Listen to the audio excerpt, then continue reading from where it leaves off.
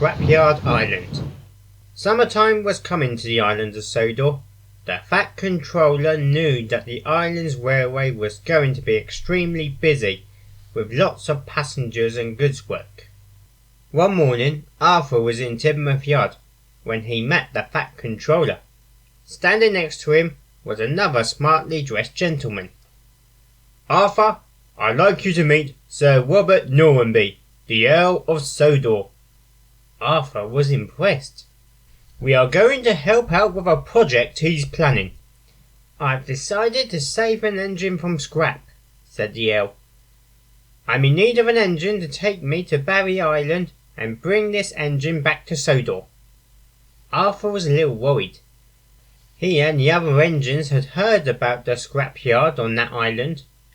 It made their wheels wobble, but he still wanted to help.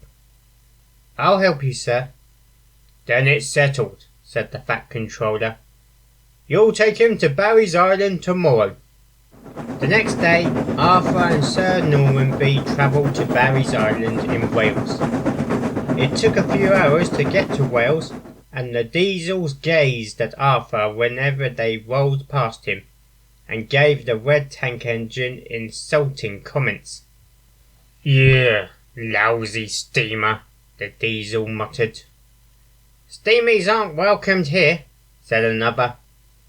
"Those Diesels do act a bit scary," said a frightened Arthur. "Don't worry, we're still with you," said his driver. Soon Arthur arrived at the one place that every steam engine doesn't want to see, the scrap yard.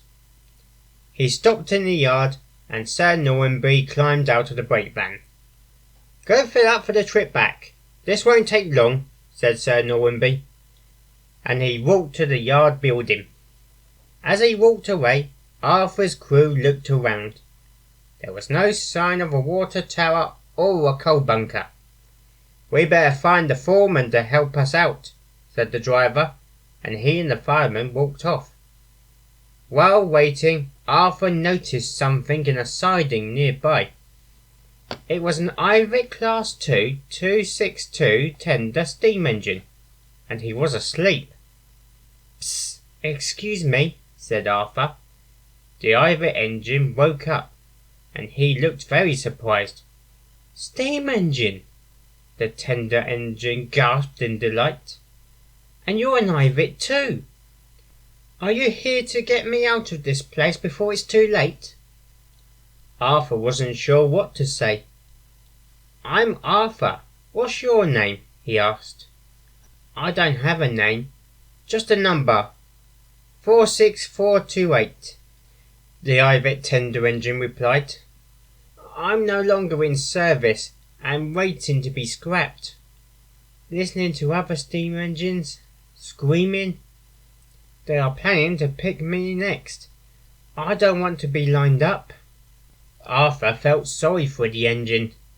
He didn't want any steam engine to be scrapped.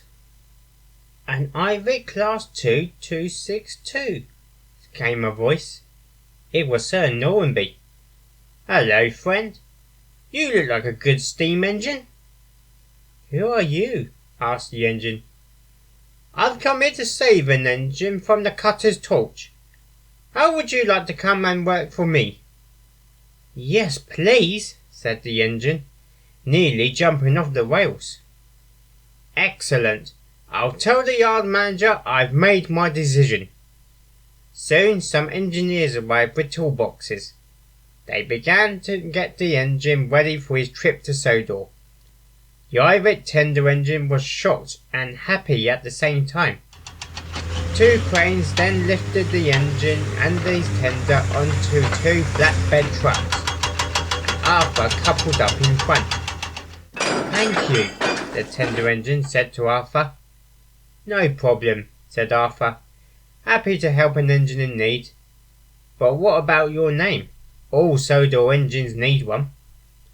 "Sir Normanby has said that I could choose one myself," replied the engine. "I'm sure I'll think of something on the way back." The two new friends smiled, and Arthur set off for home. The tender engine was in deep fault all the way, but he was so pleased to be given a second chance.